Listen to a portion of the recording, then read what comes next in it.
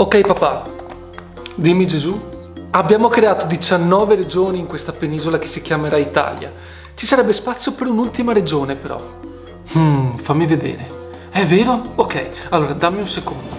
Un po' di montagne maestose qui, delle colline su cui sorgeranno dei vigneti fiorenti, imponenti fiumi, del terreno fertile in pianura e qui ci mettiamo un po' di nebbia perenne. Ok, fatto, mando in stampa. Ok, vediamo.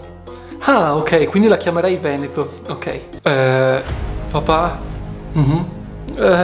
Vedo che agli abitanti del Veneto sono stati applicati soltanto 9 comandamenti, non 10. Ma manca una spunta? Ma è impossibile! Oh no!